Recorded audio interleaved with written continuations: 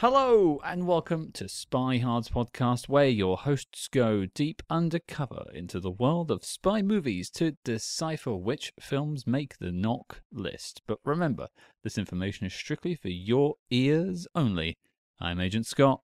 And I'm Ken the Provocateur. And Scott, don't fly if there's fog. It's actually very wise advice. Yeah, I thought so too. Have you ever flown in fog? I don't know. I'm not someone who sits by the window. Oh, really? You just don't like looking at it? No, I like the aisle and just to conk out. Conk out. Oh, fall asleep, right. That's Yeah. a vernacular you see there. Now, I've never actually, despite many years of going abroad with you, I've never flown with you. No, that's true. That's true. Although, I mean, given our living location, that's not a real surprise. Well, yeah, that does make sense. I am curious though. Are you the sort of guy who has to take copious amounts of medication to get through a flight still, or is that something you've got past now? I used to, but not anymore. No, I'm okay now. You just kind of it's annoying, but you just get past it. Yeah. Yeah, I really quite like flying. Mm. This is really boring for everyone though, but I really enjoy flying. Sorry, guys. But I think before we get to this week's film and introducing this week's guest, we have to induct our next Spy Hard Die Hard Cam. Before you induct the person, we have to tell them how they can become one. That's right. You can join the Spy Hards Diehards by leaving a 5-star review on Apple Podcasts and leaving a review telling us what you enjoy about the show. Yes, 5-star review on Apple Podcasts will grant you access to the Spy Hards Diehards. It's an elite club, frankly. It is indeed. But let's bring in our newest member, Cam. Who do we have? Yes, we are going to hear from Scotch and Sports, who wrote headline, a must listen, 5 stars. Who doesn't love a good spy movie? From Bond to Men in Black, the hosts of Spy Hards bring you the excitement from your favorite movies. A must listen production week after week. I can't fault that, and I probably could do with a Scotch and soda right about now. Yeah, Scotch and Sports, that means that your new nickname is the name of this week's movie, although I suppose you can drop the from your code name. Yeah, I'd say their codename's still pretty deadly. It is indeed, an affair to remember. And spies, can be quite voracious when it comes to bedroom antics. So they might be up to a few affairs from time to time. Indeed. So it's all part of the game, as they say. But getting on with the game, let's get to the review. Well, Cam, we need to make this menage a trois and bring on our guest this week. It's his, I think, 3rd time on the show, maybe 4th. I've lost count. I'm terrible at math, apparently. It is the man with the best name in podcasting, the host of Barbican Station, the Carré cast, spywrite.com. It is Mr. Jeff Quest. Hello, sir. How are you? Hello, I'm doing well. Thanks for having me back on.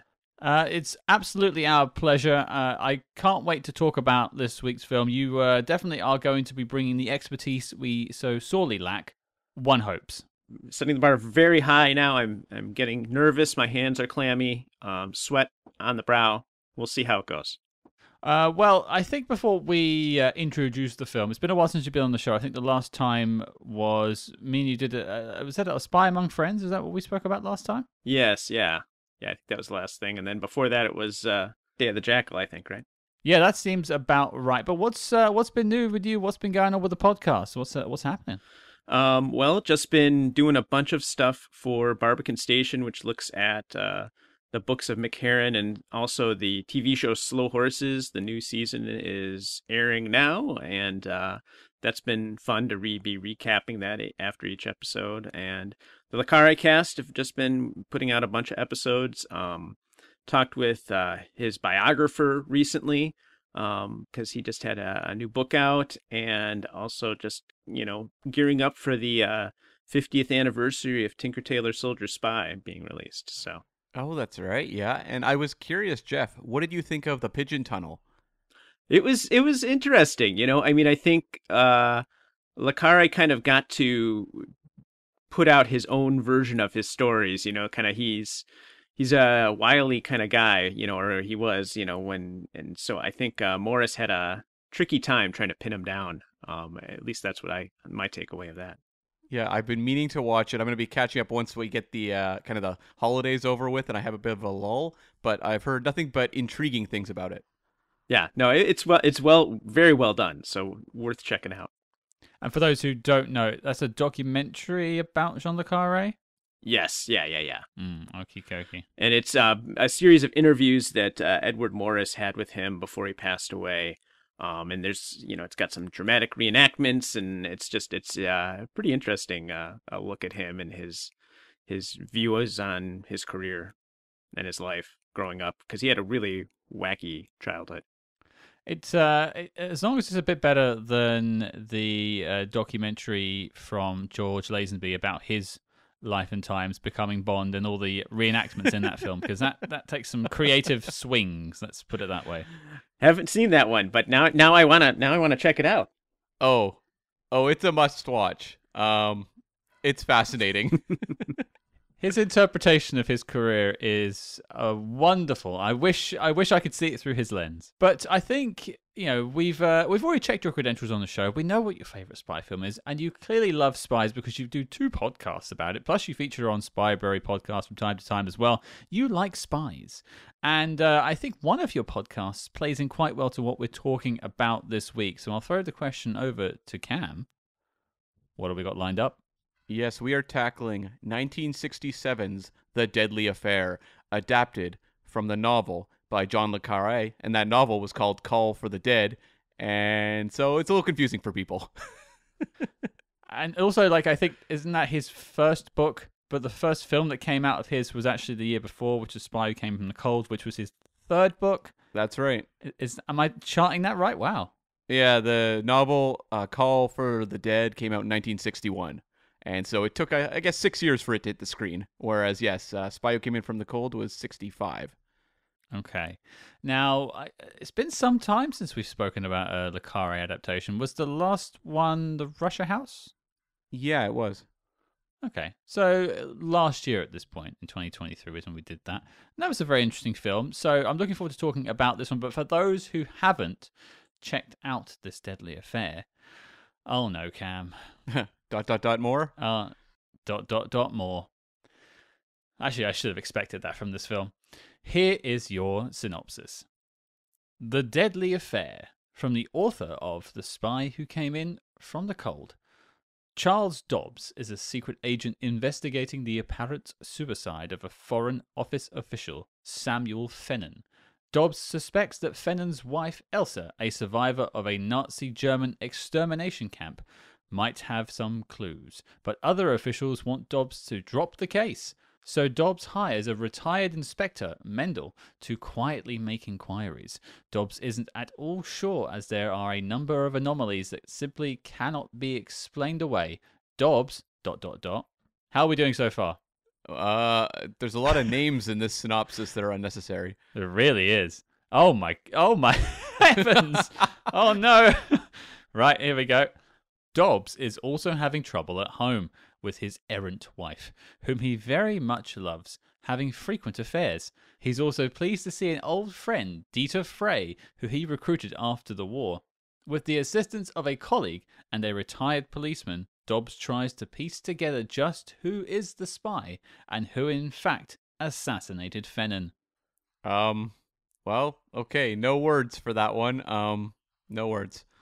Yeah, I mean, I don't write for a living, clearly, but if you're going to write a synopsis, I think brevity is what you should be aiming for. If you can't do it in a paragraph, it's not a synopsis.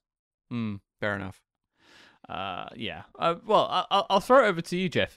Is that overcomplicating the story? Maybe a little bit. Although it is kind of it does try and complicate itself. I don't know what you guys thought about this story in particular. It does have some kind of twists and turns to it. So I don't know. Maybe they boil it down to the essence there, but it's still a little head scratcher-ish when you read it out that way. Head scratcher-ish is actually something I might come back to later. But I'm actually curious, just to throw it out to everyone here, Jeff being our resident expert, especially Jean le Carré. I assumed you've watched this film before, so maybe cast your mind back to your experience, maybe reading the book for the first time and watching this film for the first time. What were your thoughts? Yeah, I mean, I think it is. If you're looking at it as an adaptation of the novel, it's a pretty faithful adaptation compared to what was written. There's some changes to the story that they make, but overall, in general, it's pretty faithful to the book.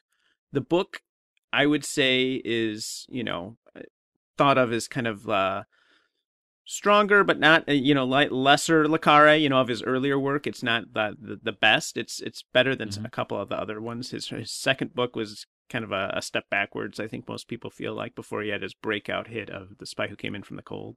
I mean, I enjoy the novel. I think the mystery overall is a little weak, probably. So I think, and I don't know what you thought about the kind of the mystery that we have here, that he's trying to unravel Dobbs, who is actually in the book George Smiley, and they had to change the name. But yeah, so I don't know. What you're the newcomers to it. What did you think? Oh, we'll get to what we think. I mean, just in terms of like first experiences. But then, I'll put the question back to you because I didn't hear your answer. The film itself, the first time you watched the film, I don't know if you read the source material first and then sort of watched it. Like, did you enjoy yourself the first time you watched it? Yes. I mean, it's a very different kind of a movie, though, right? I mean, it's slower. It's got some interesting music choices. It's got, it's a little sedate. So I think there's, I mean, if you're coming at it, after having watched the latest Mission Impossible to this one, you're going to get a little bit of a whiplash, right? But, I think for the time, and if you go in kind of with your expectations at the appropriate level, I enjoyed it. I watched it immediately after a rewatch of Batman Begins. Perfect pairing. That energy just sailed right on through. I wonder if it actually would have been better to go the other way round, this into Batman Begins. Well, yeah, maybe. Yeah, but I hadn't seen this one before. I've not seen any of the Le Carré films apart from what we've actually tackled on the show. So every single time we do one, it'll be a first watch for the show, for better or for worse. But I do want to hear from you, Cam. I'm throwing it back over to you. How did this affair get so deadly? Yeah, so as I said, this was based on Le Carré's first novel. And this film, we mentioned the Dobbs was a stand-in for George Smiley. The Smiley rights were tied to The Spy Who Came in from the Cold. Mm-hmm. So those were bought up by Paramount. So unfortunately, they couldn't use that character. But this was actually a film really just developed by director Sidney Lumet. And he made it through his production company. And he was a Philadelphia-born director, which was a kind of a surprising thing considering the very Britishness of this movie. But yeah, American director. And got his start in the 1950s in TV and worked in TV for quite a while before making his motion picture debut with a little movie called 12 Angry Men. Not a bad movie to start your career off with. One of my favorite films of all time. Yeah. And then he just kind of goes on this run. And there's a lot of spotty films in his filmography, but he was a guy who worked a lot and cranked out movies like The Pawnbroker, Fail Safe, The Hill, which is a very great Sean Connery film from the 60s. And this was his follow-up to the movie The Group, which is maybe one of the lesser-known ones, a drama film starring Candice Bergen. But this is a guy who is really just one of the all-time legends. And once you hit the 70s, you're getting Serpico, Murder on the Orient Express, Dog Day Afternoon, Network, The Wiz, and then, into the 80s, you get The Verdict with Paul Newman, which is a fantastic movie that I believe got James Mason an Oscar. And he tapped out. His final film was 2007's Before the Devil Knows You're Dead, which was a masterpiece, and he passed away in 2011. This is one of the all-time great directors. Just not his greatest film. Well, we'll get to that, Scott. And he had 5 Oscar nominations over his career, 0 wins. Really? After all those films you just named, it feels like one of those. Network is really highly regarded. I would have put that... Or 12 Angry Men, what am I talking about? That, surely? Dog Day Afternoon, yeah, no, he, I guess just every year was beat out by a favorite, and he did get an honorary award in 2005. But yeah, it's one of those interesting directors like Hitchcock. So influential, 0 Oscars. Honorary awards are like the participation medals of the Oscars. Thanks for playing. Sorry, David Lynch. Well, David Lynch should have one for Best Director. Should. Mulholland Drive or something like that, geez. Yeah. And so Sidney Lumet hired writer Paul Den to write this film. He's an English-born writer who started as a film critic in the 1930s, and in 1950 made a film called 7 Days to Noon about a Scotland Yard bomb plot. And he ended up winning an Oscar for that film for motion picture story because he had a story credit, not a screenplay credit. And that category is completely gone now. Now they just hand out screenplay Oscars, but back in the day they would award story. And we did talk about Paul Dehn before because, after that Oscar, he went and wrote Goldfinger and is one of the contributors to that film. He's not the sole writer, but, Goldfinger's a pretty good one to have in your arsenal. Well, I have 2 notes to throw in. Firstly, I think it's pronounced Dane. Okay, fair enough. But let us know who's right and who's wrong. Jeff's nodding his head in agreement, so I think Jeff's on my side with that one. But number 2, I noted that you said that he was originally a film critic and then became a screenwriter. Does that mean there is still a chance we could make something of ourselves, Cam, and make our parents proud? No, those chances are long gone. Right. Long gone. Yeah. Sorry. What was I thinking? Sorry. We're spiraling into the void here, Scott. And so Paul Dehn, I'll correct it there. And I want to apologize for the Goldfinger episode in our back catalog for having that one wrong there then as well. But he, after Goldfinger, made The Spy Who Came In From the Cold. So he had some definite experience with Le Carré. That's a great 60s run. That's tremendous. Right? And in the future would write all of the Planet of the Apes sequels that came off of that first film. He co-wrote Murder on the Orient Express for Sidney Lumet in 1974. And most notably of all, Scott, he's my birthday twin. November 5th, baby. You and Guy Fawkes and Paul Dehn. And Famke Janssen. I don't think that's his biggest claim to fame, I have to say. But you can think it is. That's okay. Yeah, sure. And also, this movie was a collaboration between Lumet and cinematographer Freddie Young, who, if you go through his filmography, just one of the all-time great cinematographers. But in the 60s, he's particularly popular for having worked on Lawrence of Arabia and Dr. Zhivago. And so he's the top. There's no one better than this guy at this point in time. And he actually did You Only Live Twice the same year as this film. And they created a technique of this movie. They wanted to capture kind of the melancholy of the lead character. And so they used a process where they muted the colors by pre-fogging the film, which was exposing the film to light before they used it. And that technique became so popular, it's used to this day. I mean, now it's done digitally, but for a long time, that technique was very in vogue. So the look of this film, that sort of drained feel of it, this is a cinematic first.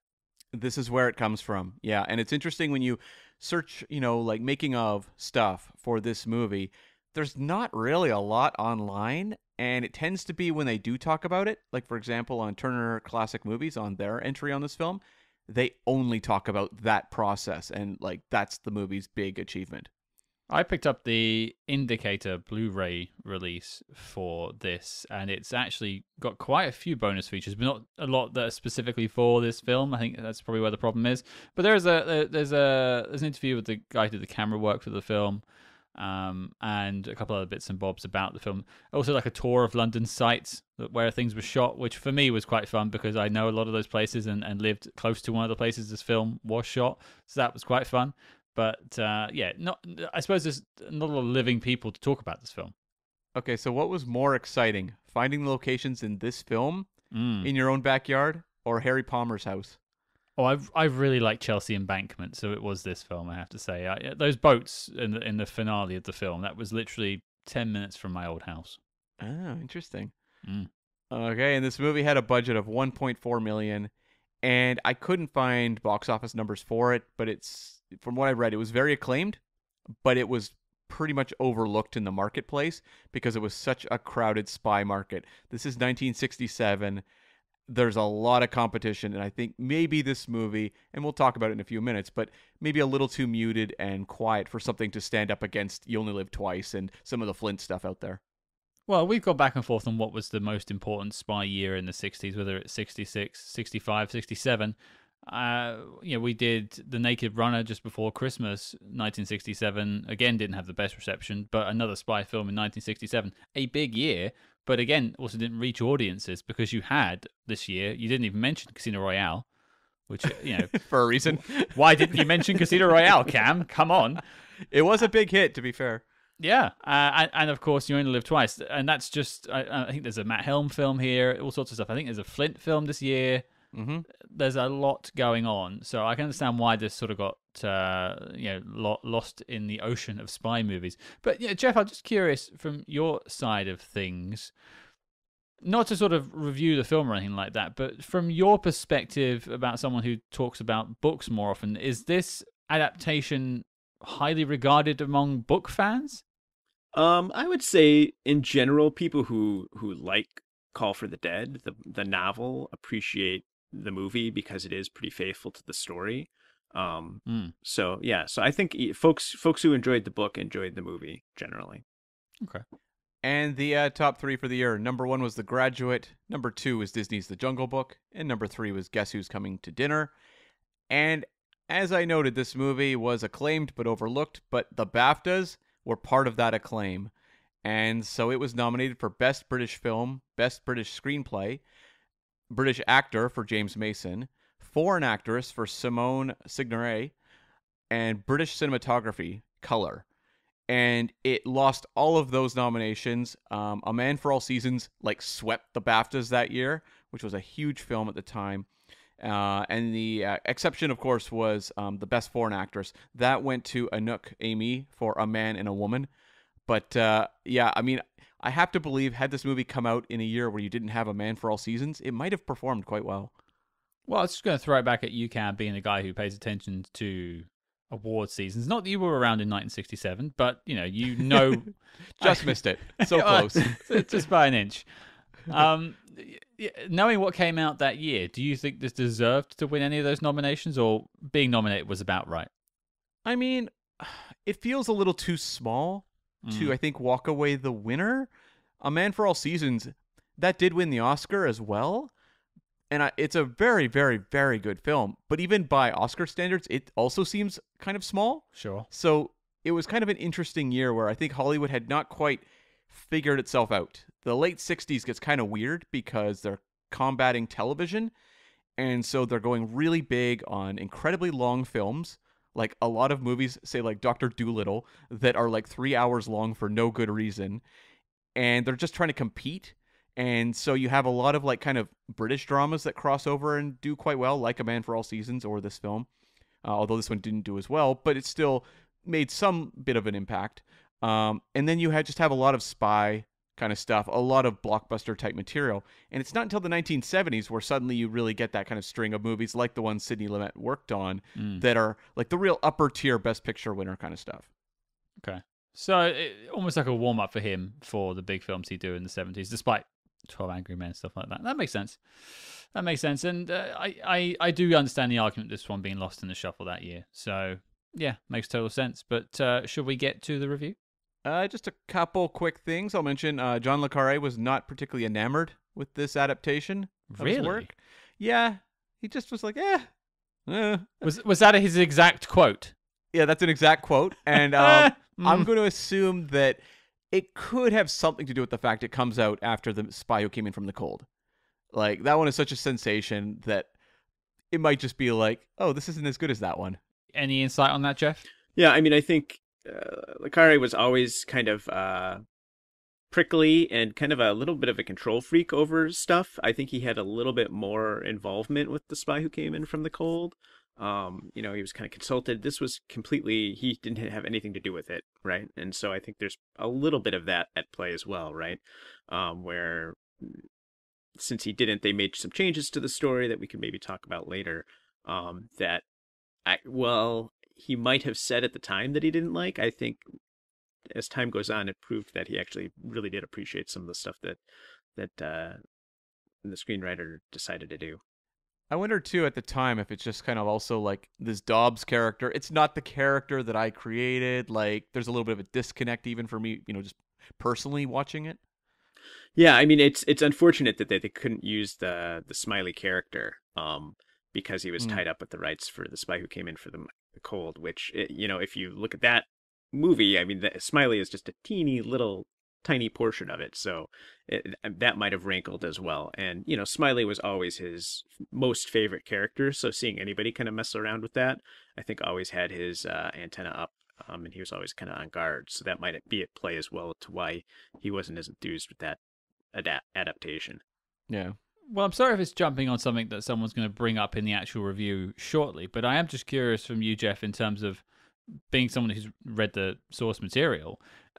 This character that was George Smiley, is it just a name change, or has the character changed in the process of being, rechristened? I would say it's mainly just a name change, although the way that Mason plays him, I think, is a little different than most people would generally view Smiley. I think it's a little more kind of high-pitched and emotional and needy than you might see otherwise. But for sure, it's mainly just a name change. It really is just Smiley. I mean, everything else is kind of locked in there. So okay. Well, it answered the question for me in my head about that, and it's actually, I think, notable that this is the first time we've covered a Smiley project. Yeah, I was not in Little Drummer Girl. No, it wasn't in Russia House. No. So yeah. Wow, taking us. Never mind, the Mission Impossible films took us 3 years. Took us 3.5 years to get to George Smiley. Yeah, very true. We're saving the good stuff for later on, of course. Yeah, and just a quick couple other notes. The U.S. cut of this movie is 107 minutes. That's the version I watched. And the UK one is 115. And I have to be honest, as I was watching the movie, there were some confusing bits, and I did wonder if those are padded out in the longer cut. I have no way of knowing. And I looked online for differences, and I just really didn't see anything that insightful. The cut I watched that's on the DVD, or the Blu-ray, I should say, was 1 hour and 45 minutes. So I think that's the British cut you're talking about. No, the 145. No, that's the U.S. cut. Oh, interesting. So that must. I wonder if that's just sort of lost to time. Jeff, anything there? No clue. Honestly, no, I don't know. Okay, That's bit a of a good mystery. Maybe it's more of that bedroom scene. Here's hoping not. Yeah. And this movie has a stealth Bond connection I'll mention as well, which is Roy Kinnear, who plays kind of the shady car rental guy, is the father of Rory Kinnear, who played Tanner in the Daniel Craig Bond era. That one was delightful to discover. I mean, I give the guy props for, I think, one of the best moments in the film, which I'm sure we'll get to. But also, I was curious if that's the guy that gets thrown off the side into the Thames, because that is one of the best body doubles I've ever seen in my life. How did they do that? It's great. That's the scene I've gone back to about 4 times since watching the film earlier today. Just rewatched that body drop and the splat of the mud from the Thames. It's tremendous. If you're going to watch any moment from this film, watch Roy Kinnear getting offed. It really is incredible. And I am a huge fan of watching dummies get hurled out of buildings or whatnot. But like this one, I was like, I don't know how they did this, but it looks incredible. That's the magic for you. That's the magic. But I think it's time we stick our Trilby hats on and talk about the deadly affair. Jeff, you are our resident expert on the subject. You've spoken about this film. You've watched it. You've read the book. You've consumed it. You understand the film. Tell us what you think of it in the year 2024. I like it. I don't. Is it one that I'm gonna like go back to all the time and watch? No. But I enjoyed it. I thought it's got some interesting things going on there. And I think if you're a fan of Carré and Smiley, you're gonna enjoy this movie. Because I think they are pretty faithful to the spirit of the book. And I think there's certain things that I really did like. I liked the muted tones. I think that was really interesting. Cam, you talked about that and how they were really trying something new there. And listening, I don't know if you, Scott, listened to the commentary on the DVD, but they talk about how Lumet came from black and white, right? I mean, he was used to black and white, and so he wanted this movie to be black and white, but there was no way they were going to do that, right? Because at 67, I mean, it's like kiss of death kind of thing for black and white movies, and so they went with this idea to kind of mute things down, and it fits with the story, I mean, that it really, I mean, for me, I don't live in London, I've only visited, but that kind of muted feel, you love that to see that on screen, right? I don't know. Every day. Every day it's like that. It's raining. We're sad and depressed. It's great. See? Exactly. I mean, I was just in London visiting Scott, and when I'm watching this movie, it's like I'm just taking a tour of Scott's neighborhood.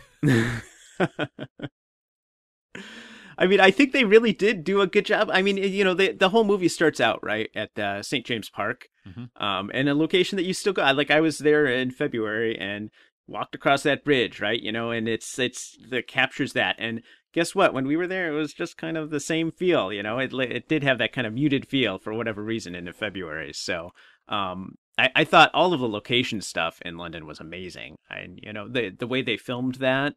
Where you're not getting, maybe they used it a couple of times, but no real like rear screen projection going on. They're in there with the camera, getting those shots. At least, and you tell me if I've got that wrong, but it certainly looked like that was what they were doing.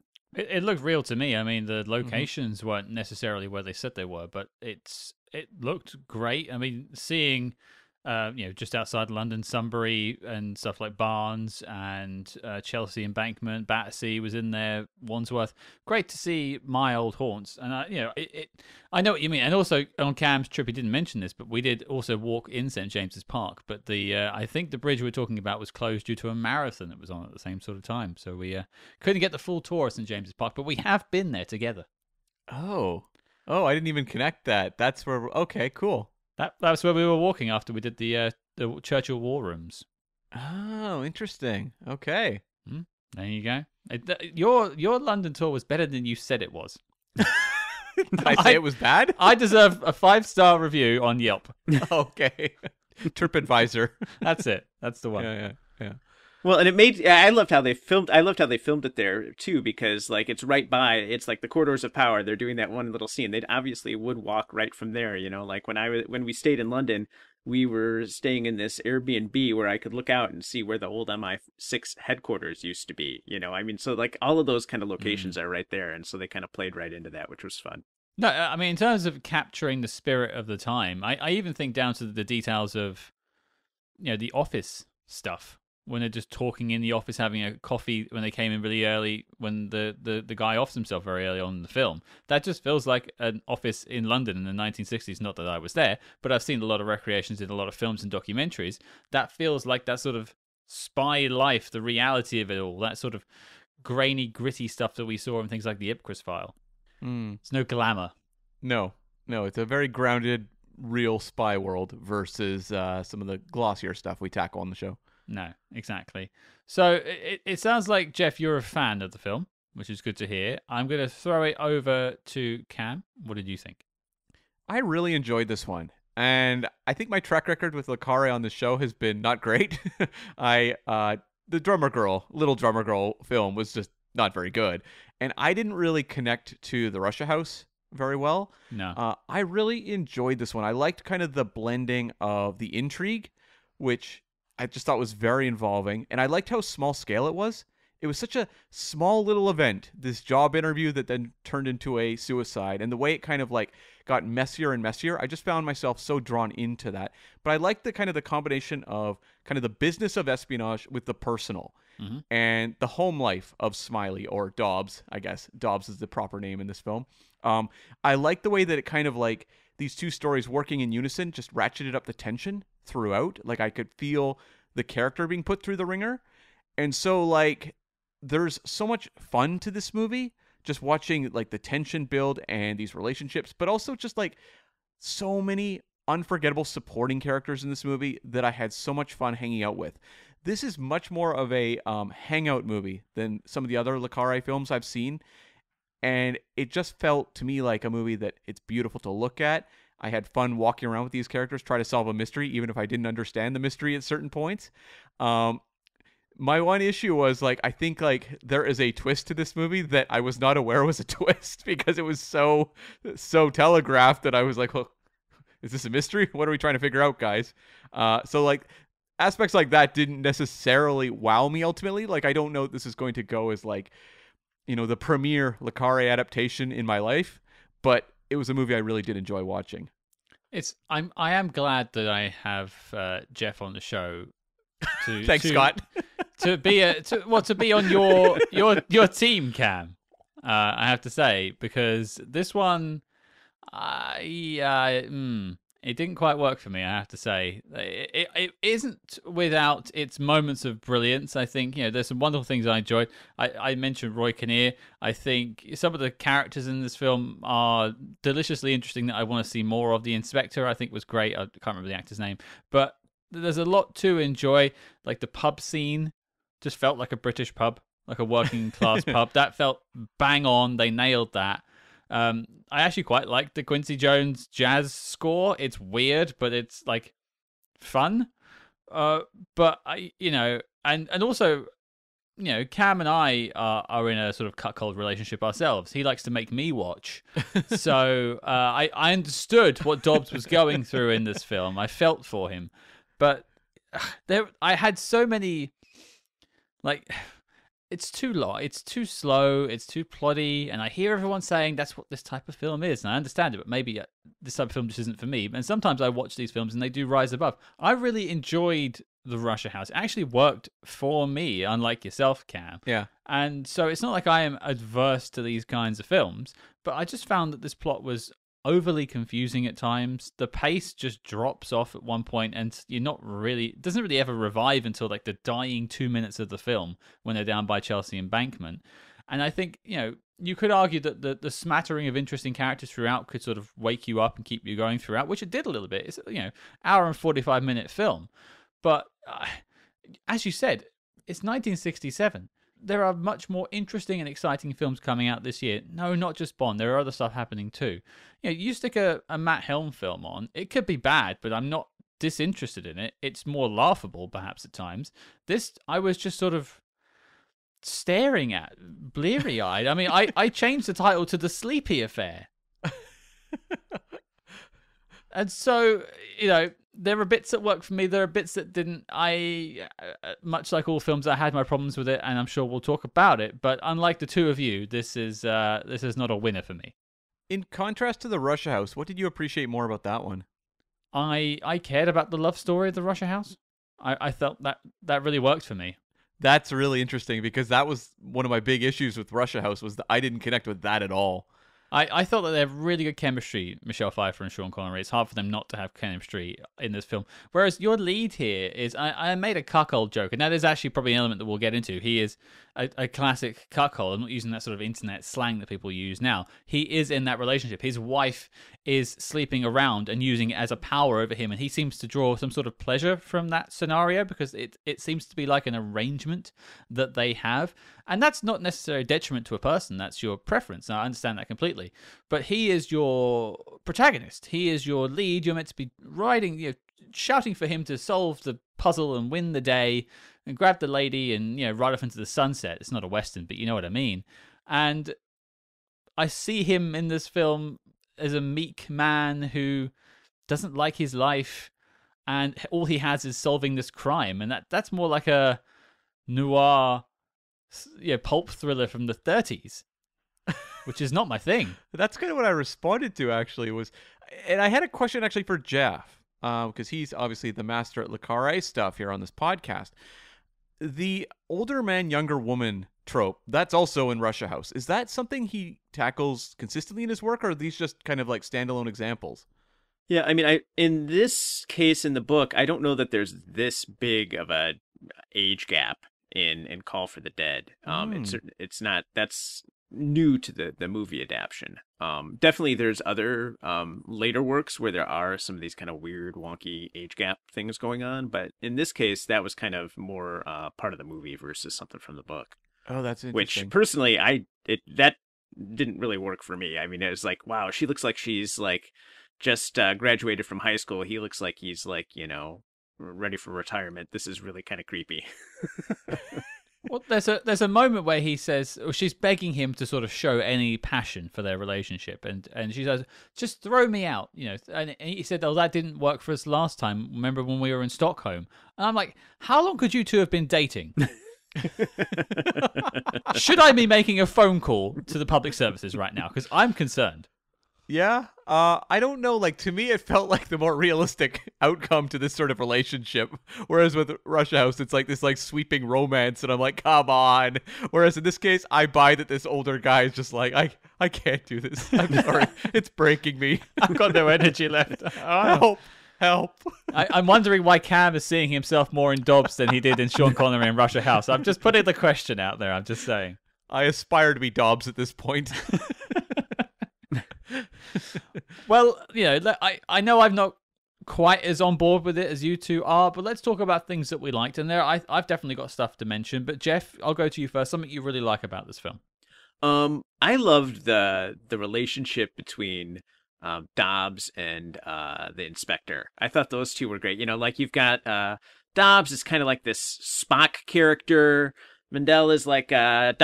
McCoy, to go Star Trek on you. Nice. So they just have this kind of like, lovable relationship that I really appreciated. And the inspector, the actor that plays him is so good. This is not a laugh a minute kind of movie. Just, FYI for anybody listening. But he manages to wring some of the best kind of laughs out of you and as you're watching him, just through some really nice, subtle stuff. It's a very, like, the Mandel character is such, like, a quirky character that, like, he could have been the star of his own film. And this movie does a great job at creating, like, little worlds for all the people we meet in the film. And when you see his house and there's just the animals everywhere, it's just, like, there's a whole story there just waiting to be told. And I did enjoy that, you also have the Appleby character who also joins them. And I had it written down as the brain, the brawn, and the resources. And I like the way these three kind of all bounce off each other. I wish we'd had a little more with Appleby because I didn't really have a good sense as to who he is as an individual. Whereas Mendel, like, I knew that guy by the end of the movie. Just speaking towards Inspector Mendel, the actor himself, Harry Andrews, has actually got a ton of spy connections if no one's looked him up yet. Earliest one I can find is Ice Cold in Alex, but he has a real run of them in the 60s. He starts off in Modesty Blaze in 66, he does this in 67, he then comes back in Danger Route later this year in 67. I think Dandy Naspic is also a spy film, that's 68. There are a couple more, there's Destiny of a Spy, 69. And there is one more that jumped out to me when I was just looking for it. I'm going back to it. Yes, of course. He is the titular Macintosh Man in The Macintosh Man. Oh my God, was he really? With James Mason. Oh, wow. Wow. He has just like a great face. And, so many of these spy films are being shot in Britain at that point in time, obviously. And so, like, if you're looking for a unique character actor to plug into these worlds, like, you can't do better than this guy. Sorry, what are you trying to say about Britain? Moving on. Okay, yep. Cam doesn't want that fire. All right. But Cam, over to you. Something you liked. I was going to say, like, the three of them bouncing off each other was a big part of the appeal to me. Because, like, I think if this movie had been a little more just focused on James Mason as a solo act, I don't know that it would have sustained my attention as much. It was the fact they kept mixing up the energies and having scenes of, Dobbs and Mendel together. And then bring in, Appleby and have the three of them together. And they would kind of like split them off and always kept my attention because of that. But like I mentioned the other, supporting characters. I thought Simone Signoret was like incredible as Elsa Fennon, the widow of the guy we see, who commits suicide off the top of the movie. Like, this is a character who's crucial to the film, obviously, but, like, has a monologue where she just, like, talks about, losing someone and talks about her time in the concentration camps. That's just, like, give this woman an Oscar nomination. She's incredible. Just, I was talking about characters who create these whole worlds unto themselves. The life of Elsa is just a fascinating story, and I found every time you paired her and James Mason together, it just crackled. And the movie is just so good at that. You mentioned Roy Kinnear. Just little bit parts that show up. You have the guy that plays Goldie, who's kind of this mystery assailant who's attacking people. And it's like everyone is perfectly cast. And I just found if you had cast, say, like more generic types in this movie, I might be sitting where you are, Scott, where I'd be going like, this was a bit of a slog for me to get through. The fact that every, character who kind of popped up was interesting to me and was played by someone that kind of popped off the screen, it just really infused it with a lot of energy. I would agree. I mean, you look at another one you didn't mention is Lynn Redgrave, the great Lynn Redgrave as Virgin Bumpus, which is my favorite name. Yes, she's like the Nepo baby prop person. Yeah. Yeah, working on the Macbeth play. I thought that was like a very quirky, fun little addition. And I'm always, when we tackle spy movies, looking for things I haven't seen, because so many of them, you see similar tropes or similar character types or whatever. I haven't seen a Virgin Bumpus before.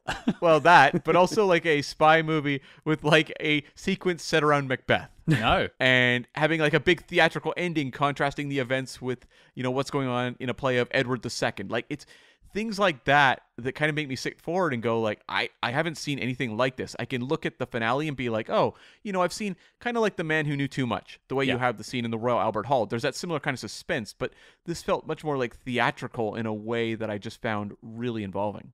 Well, I had a note as like a final question at the end of the show to ask you, but you brought up Shakespeare. And, what people don't necessarily know about Cam is he, in another life, was William Shakespeare. True. Yeah. No, but he is a massive Shakespeare buff. He loves Shakespeare. When he was in England with me recently, we went to the Globe Theatre to go see a production of, I believe it was Macbeth. That's right, yeah.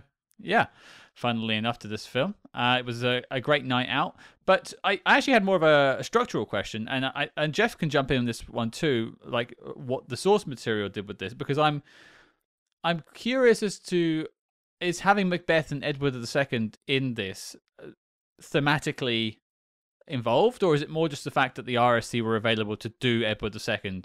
I mean, David Warner on the stage, funnily enough, at the start doing the opening speech, but the late great David Warner. But just to you, Cam, is there any symbolic connection here, or is that more just that's the ones they picked? I mean, Macbeth, you have a protagonist who's undone by insecurity and like a need for power. So I mean, I think that's just like a kind of a universal concept you can apply even to the spy world. Also, the witch, the bubble, toil, and trouble thing is a good opener. Everyone knows that. Well, and you have Macbeth and Banquo, kind of betrayal by friends kind of a thing going on. So that kind of plays in here. Yeah, totally. And so, like, I think that stuff does. Edward II, I honestly don't know very well. I've never read the play or seen it, so I can't comment on that one. Okay, well, let us know, folks, if there's a connection there. But over to you, Jeff. Is it in the books that way, or is that something you picked up on? I mean, definitely the theater scene is in the books. I don't know that I'm trying to remember if they call out which specific productions are in there, but it's obviously, you don't get a sense of what is going on stage compared to like this, where you're like getting a mini theatrical production dropped in the middle of the movie there. Well, looking up on the notes of this film, they asked the RSC, who was staying in that theatre before they had the Globe in London. They had that at the Haymarket Theatre, I believe it was their home in London, and they asked them to just put a play on, which ended up being Edward II, which is something they had done recently, so they had the costumes available. That's partly why it's in the film from my research, but I wondered if they wrote it in also thematically. We'll find out. Maybe I'll do some digging after this, but people let us know, spyhardspod@gmail.com. Drop us an email if you are a big Shakespeare buff and you know potentially why it's in the film. Well, and Edward II wasn't written by Shakespeare. It was by Christopher Marlowe. So that's the other part. Yeah. So. Oh, I didn't know that. So the RSC did something that wasn't Shakespeare, right? Yeah, it's done through the Shakespearean theater, but yeah, Marlowe play. Is that one of the Shakespeare offshoot people that like worked with him or did stuff like him? They were kind of like rivals a little bit. Marlowe was pretty well known at the time, and when Shakespeare and him were kind of going head to head, from what I remember. Okay. Well, I've been corrected, but if you're a Shakespeare buff or a Marlowe buff, just let us know. I had a lot of like little likes because the kind of my favorites have more or less been tackled already. I liked the relationships, and I liked the sort of the London scenery, which we mentioned. I loved seeing London. It's sort of a time capsule of the 1960s, and not the glitz and glam side of London. We're not like in Trafalgar Square or something like that, or Piccadilly Circus with the lights. It's more just the back roads of Sunbury, which is just a sleepy little town on the outskirts of London. Nice to see because I've been there. We mentioned the side characters. I mentioned the score. I was a big fan of the sort of artsy title sequence. It's trying to be kind of interesting to start off with, the different colors and like moving through the scene that we eventually get later in the film. Just an interesting way of starting the film. I think it's a lost art having sort of title cards, title scenes at the beginning of films instead of having credits at the end now.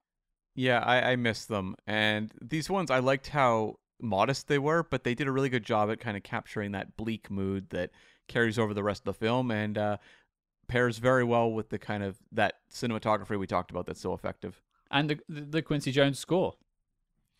Yeah, it's a little poppy at times, which I thought was actually kind of interesting for a movie like this, because I think the unimaginative approach would be just have a very kind of like doom and gloom kind of score over these proceedings. Mm-hmm. And I liked that they were often using stuff that was quite playful.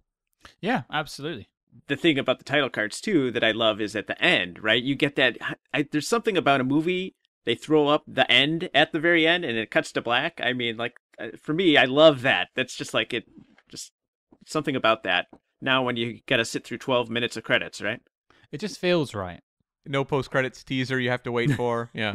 Oh, is that when like what's the post-credit scene for this one? Is it Dieter coming back out of the water? That's a pretty good. It's the hand. The hand just like rising up out of the muck and grabbing hold of like the dock. Or it's the inspector sitting up. Oh, that too. Yeah. Actually, that's my happy ending. I was really sad that he is spoilers killed at the end of the film. Also, very unceremoniously. Yeah, you care about that guy. Yeah. When he gets shot the first time, you're like, oh no. And then when he gets shot the second, double you're like, tapped. oh yeah. And it's interesting how like a movie like this, it's not like a depressing film to sit through. You know, some movies are very moody, but I think it has a real kind of like air of melancholy, as you know they hoped.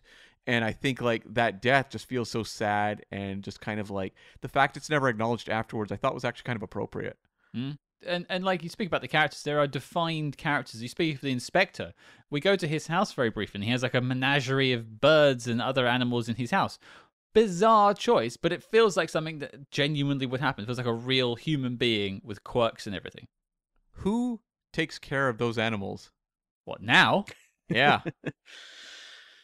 Man. I'll go. That's a good question. He's got a niece, I'm sure. Hopefully. I don't think Dobbs seemed in any hurry to go and look after those animals. He's out of the country. He's left. Yeah. Right? Skedaddled. No, but good news for you. I just got some good news. In the book, he lives. So. Oh, interesting. Now, I mean, it's interesting that they made the choice then to kill him. I wonder what their thought process was there. Probably there wasn't going to be a sequel, so, you know. Go for it. Yeah. Okay. Leave the bodies on the Mm. floor. It is a shock, I suppose. Like, you don't want it to happen. I totally get it. The only other thing I had to mention is actually just James Mason's performance. I think we should just take a second to sort of applaud. Mm. I'm not necessarily a fan of some of the choices he makes through the film. The ending, for instance, he goes back to his wife/girlfriend, I can't remember what the relationship is, overseas, where she has literally left him for the person who turns out to be his enemy. I'm not too sure how you bring that back. I think they probably need some couples counseling at the very least. Yeah.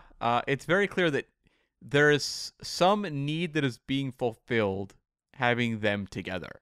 They are drawn to each other, and maybe that's not a good thing, but it is a thing.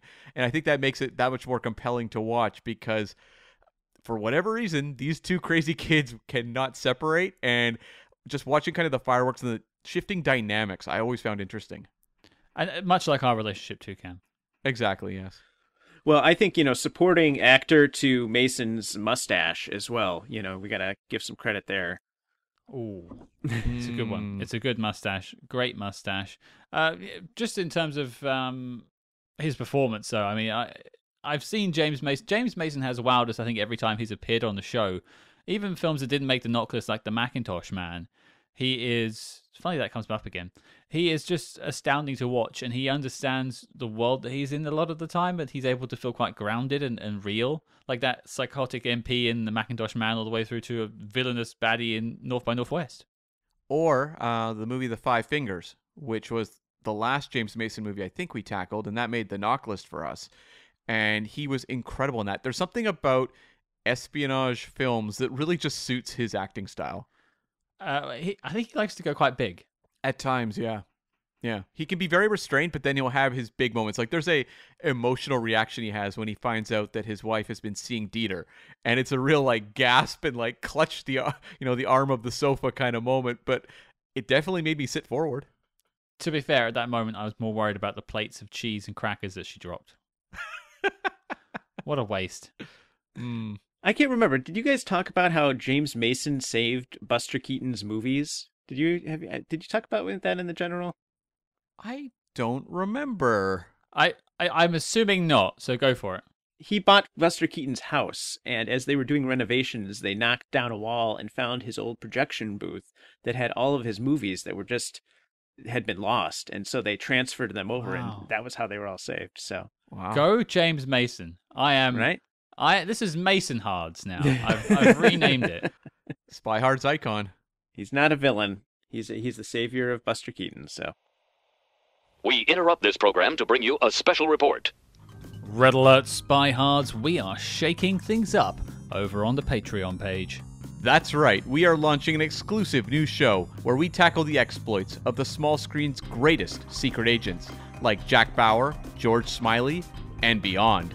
And don't forget, every month you also get 2 Agents in the Field episodes where we decode the adventures of your favorite spy actors in their biggest non-spy movies. But Cam, tell the people what we have coming up next.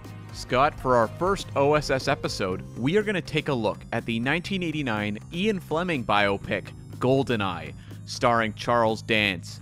Will it be 00 whoa or 00 no? So don't get left out in the cold. Help support your favorite spy movie podcast and join the circus at patreon.com/spyhards. But before this message self-destructs, let's get back to the Spy Jinx. Okay, folks, let's look at dislikes. There are still things I want to talk about, but Jeff, we're going to you something you didn't like about The Deadly Affair.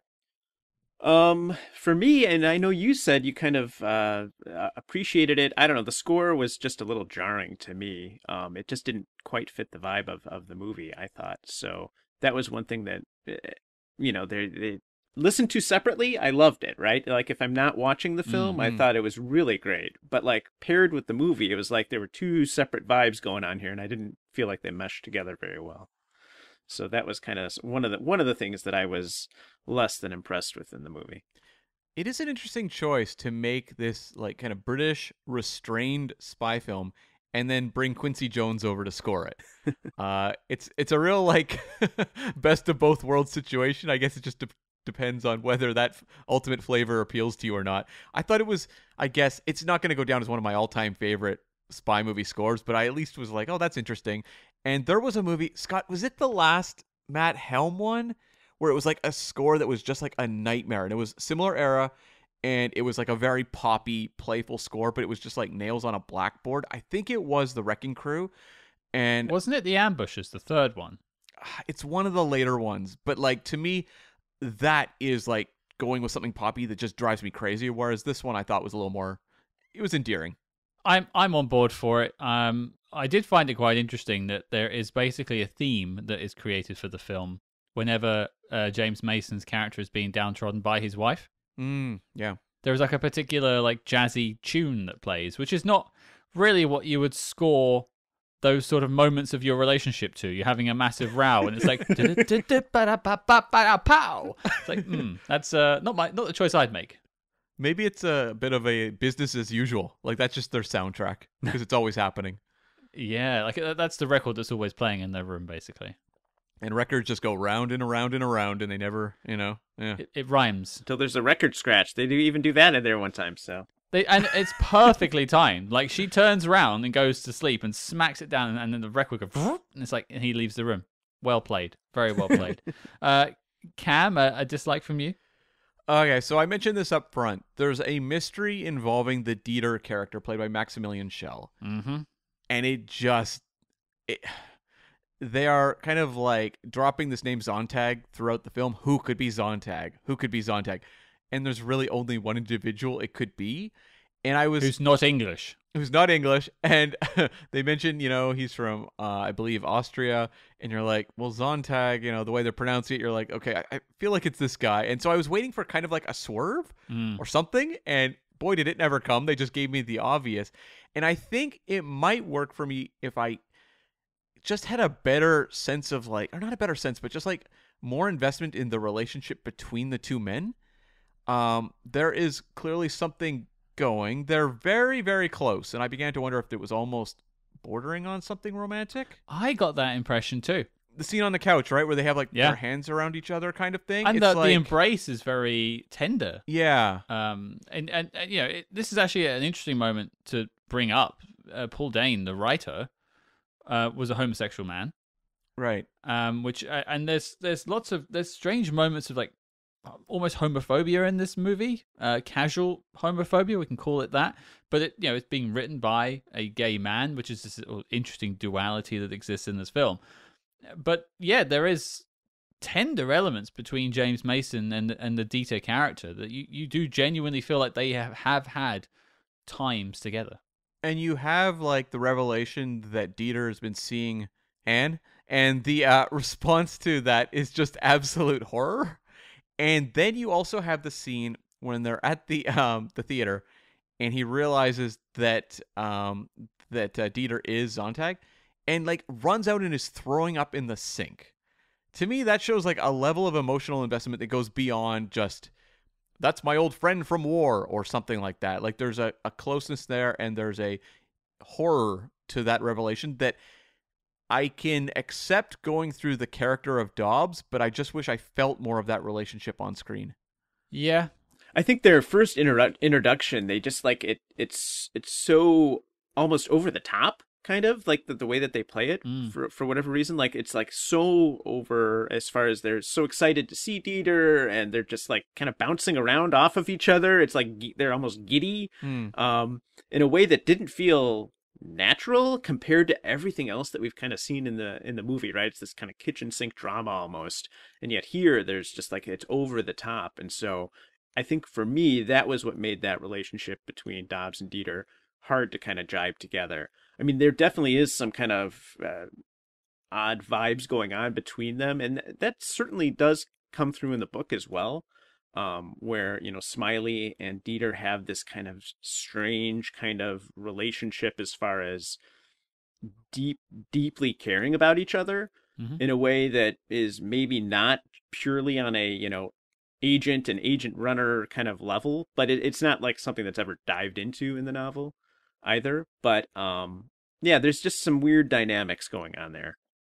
And that's not to say that there's anything particularly peculiar about two men being, very caring about one another.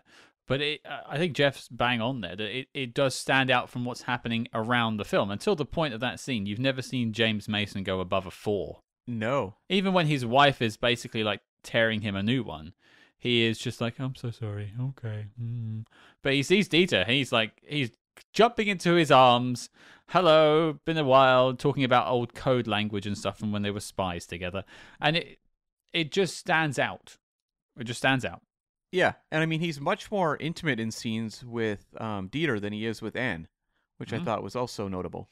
Which, maybe there's some coding going on here, at least in the film version. I don't know necessarily about the book itself, but a lot of context, a lot of sort of interesting things to dig into from different points of view in this film. But yeah, overall, I did think that whole reveal was a mile off. I watched this the first time round with my wife, and she said, "Oh, did you know it was him?" when it was revealed. And I was like, yeah. She goes, "Oh yeah, I figured it out a while ago." And she is not someone who watches these films, so if she gets it. It seems so obvious that I was surprised that they played it as such a reveal. Like, it could be a reveal to the character, but it seems like the kind of thing that like the audience probably has figured it out, so you might as well set it up at a certain point earlier and build the tension of moving up to the moment where they actually discover each other versus like playing it as a surprise on the audience. Well, this is sometimes a problem you get with book adaptations, is something that makes complete sense when you're doing it is like a character's POV and you're only hearing their thoughts and their conversations is different when you put that on a screen, because your audience can think ahead, whereas in a book you're generally sort of going with where your protagonist is going. So maybe that's just something that was lost in translation. Well, the other thing is that the whole subplot of Dieter and Anne together isn't in the book, so that was something that was added in. I think maybe what they were going for, right, is the idea that he's so blinded by this affair that he learns about before. He learns that Dieter is actually this spy master that's there, is what really pushes him over the edge. Just because then he's realizing the depths that he has gone to. You know, he's obviously played Anne, you know, as a way of kind of blinding Dobbs. Right. And so I think maybe that was kind of what they were going for. Unfortunately, I think you're right. I mean, it's just, you know, the list of suspects is pretty thin on the ground. So it's not like we're going to be that shocked over who it turns out to be. But I will say that change, I think, was for the better for the novel, since they did beef up Anne's role. You don't really see her in the book.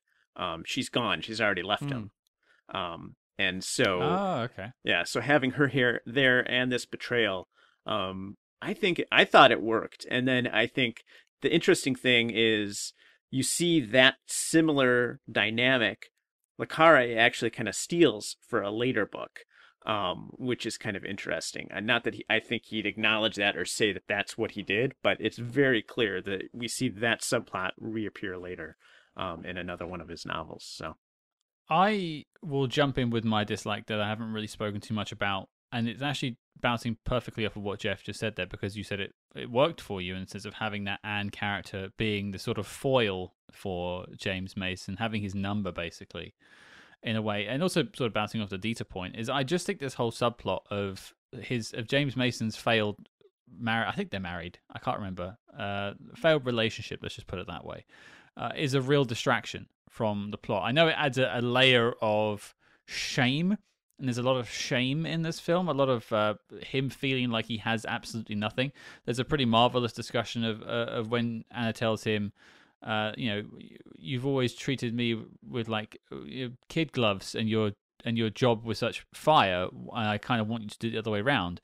And that's an interesting relationship dynamic to get into, but I think it muddies the water of what is. It should be a spy plot, and they're focusing on that, and the fact that their reveal is not even worth the hour and 45-minute runtime anyway.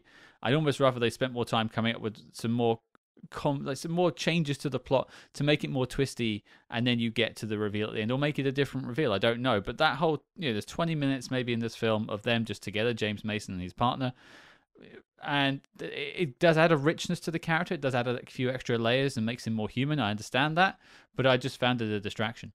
Yeah, I don't know. Like, to me, it was that kind of the clash of kind of the personal and the impersonal that made it more involving for me.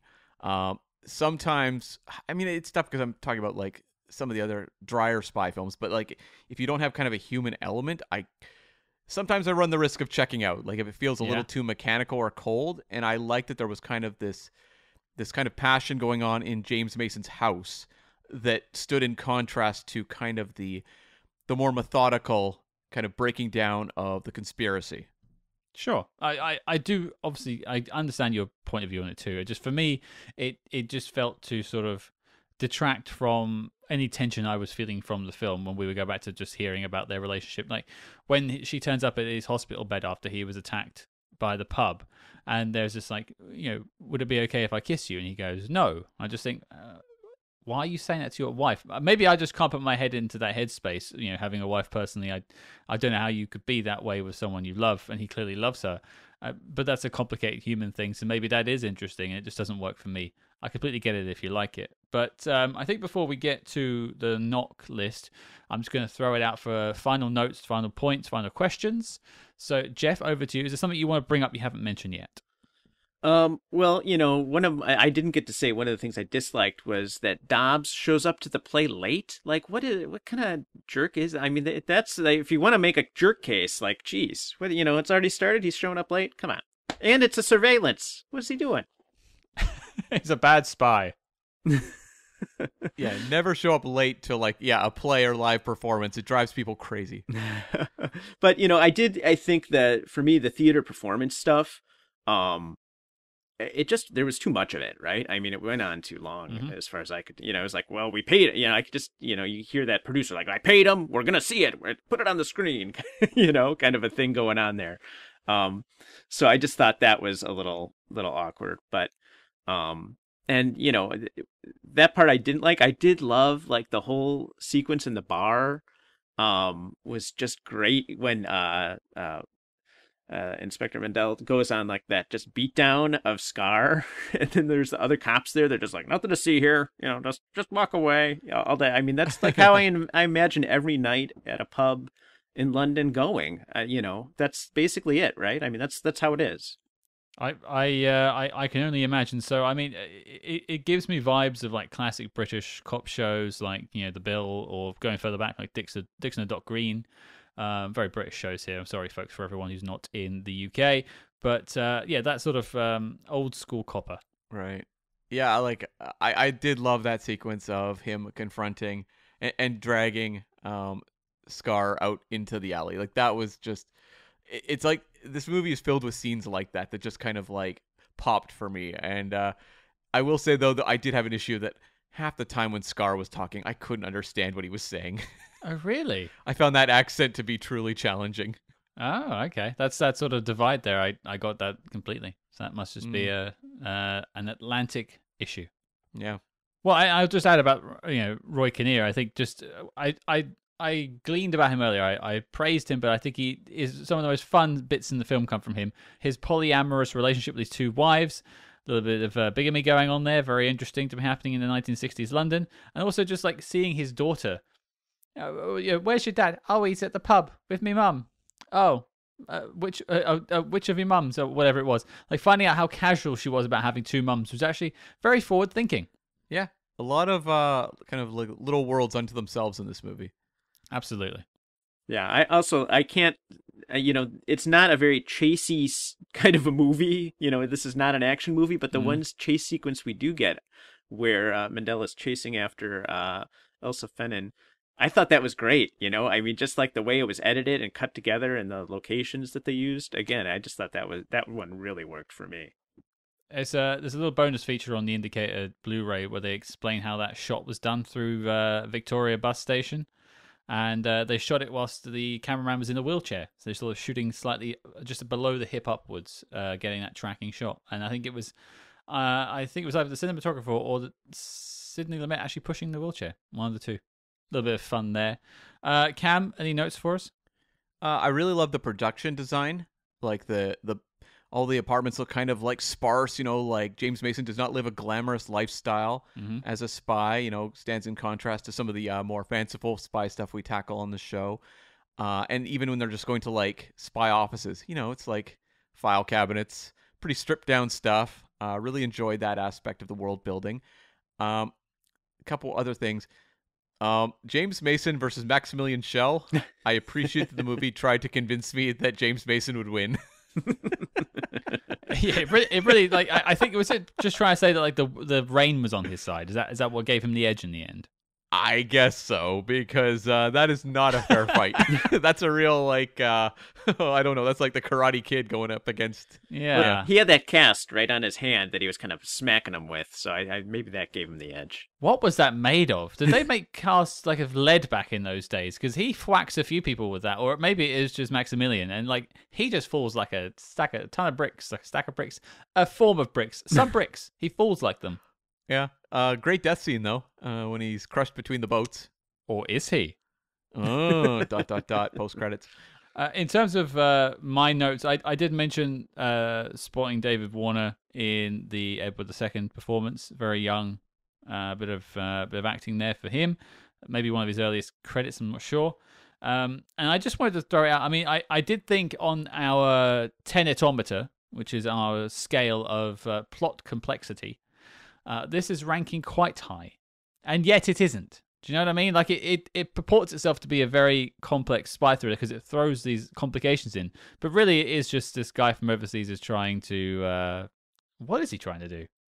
Wait, Can someone explain this to me? What is his Maximilian's plan? He's smuggling secrets, right? That's the idea. He's trying to get secrets. Right. There we go. It lost me there. The secrets have kind of stopped coming, right? Because the idea is Samuel Fenton figured out his wife is a spy. He stopped bringing home all the secrets, so she's not sending anything out. He came over to try and figure out what was going on, and then they end up killing Fenton, and it all goes from there.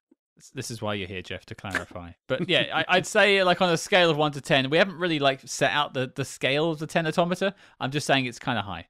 Yeah, I wrote down in my notes, this movie is kind of a cleanup job. And you're seeing them kind of recover from messy fallout, like eliminating all the elements, all the threads. Yeah, for sure. And the last thing I had was more of a question. Is Harry Andrews the MVP? Probably yes. I mean, Roy Kinnear it puts a good innings too.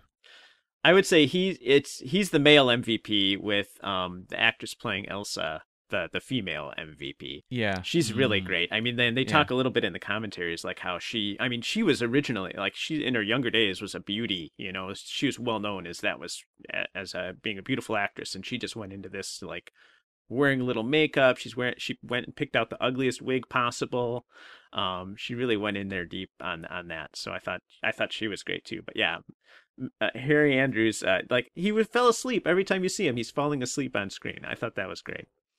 It was cute when they went back to James Mason's house and everyone was having a drink. And he said, "Oh no, not until sunset. I might fall asleep." And he just falls asleep anyway.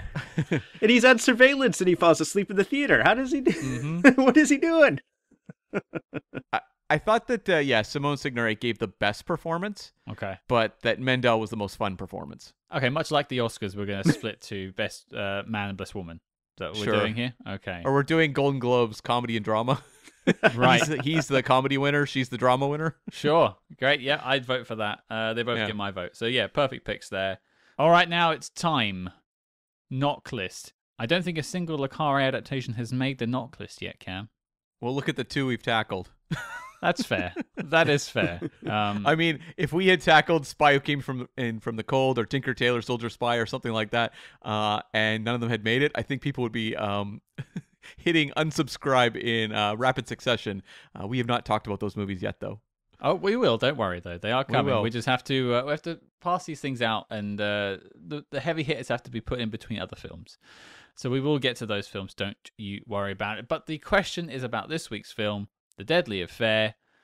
Jeff, we're going to you first. Do you think The Deadly Affair should be on the list of the greatest spy movies of all time?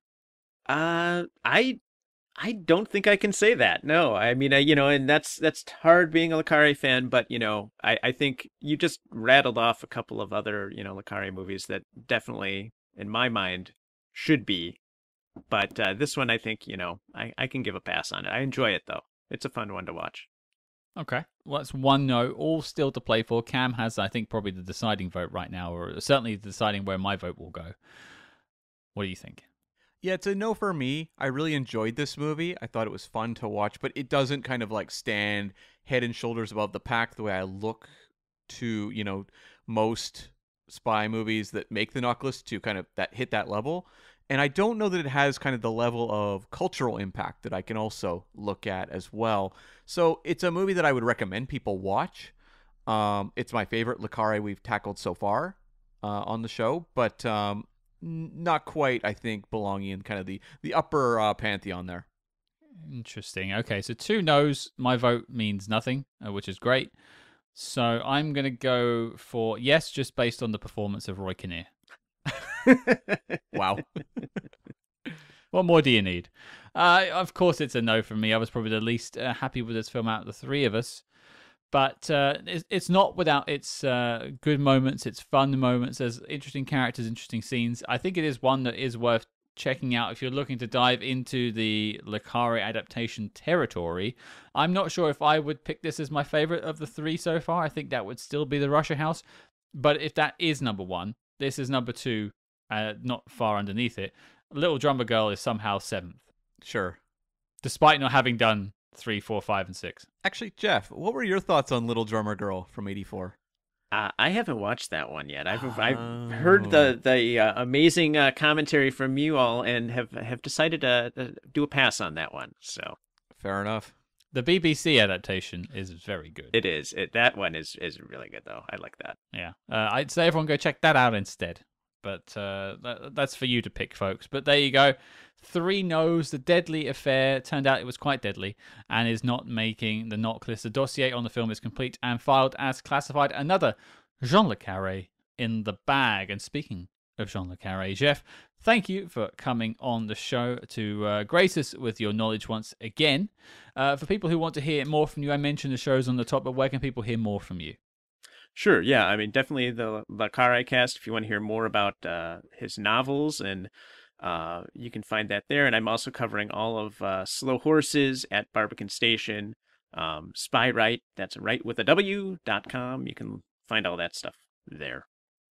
We have Spy Rights with an R.com. Or we should. We should get that just to be competition. There you go. Mess with me. That's okay. I can handle it. So I'll just send traffic your way. It's fine. We're all one big spy family here. I like to think a rising tide lifts all boats. But I strongly recommend checking. Wait, did you use that saying because of what happened to Maximilian Schell in this movie? I didn't. That's actually no. That's perfect symmetry there. Wonderful. There I we love go. that. That's great. Great tie in there, Cam. But no, I distinctly recommend you all check out Jeff's shows, poptospirate.com, and also he's on Twitter, X or whatever you want to call it. Probably Dieter runs X, I would say. That's sort of villainous person, but that's the sort of guy. But I think, are you on Instagram too, Jeff? Not really, no. Okay, you can find him on Twitter at least anyway. Yes. Okay. And there'll be links to all the shows in the show notes below. Just click down wherever you're listening to this episode. But Jeff, once again, thank you for coming on. Thank you for having me. Always a pleasure. There you go, folks. That was our discussion on The Deadly Affair. I think our 3rd or 4th James Mason film, and definitely our 3rd Le Carré adaptation. Still not the strongest. I think some of the stronger ones are out there. Yes, that's seems to be my memory as well. Yes, I know you are all wanting to hear us talk about those films, and we definitely will get there. But I'm glad we spoke about Deadly Affair. I kind of want to get my foundations with people like George Smiley. It's my first time talking about him. It is indeed. Cam, the question goes to you, as it always does. What are we talking about next week? Scott, we are going to tackle our very first Roger Moore film on the main feed. I know it's one that people have been expecting for a long time. We are going to get it out there, folks. We are going to tackle 1980s The Seawolves. We got your letters. We got your emails. We know you wanted more, or some more. But we're going to have Gregory Peck and David Niven. This is a World War II man on a mission film from 1980. I think it's going to be an absolute blast. Yes, absolutely. It's a real who's who. David Niven, Trevor Howard's there as well. Patrick McNee. It's shaping up to be quite a fun film to talk about. It's one I've had mentioned to me online a couple of times as well. So I'm looking forward to checking out The Seawolves and bringing you the first Roger Moore film here on Spy Hard. So your mission, folks, should you choose to accept it, is to set sail and head back to 1980 as we take a look at The Seawolves. And make sure to follow us discreetly on social media at SpyHards, that's SPYHARDS, on Facebook, Twitter, and Instagram. But until next week, folks, if you need to reach us, you can find us at Primrose0042.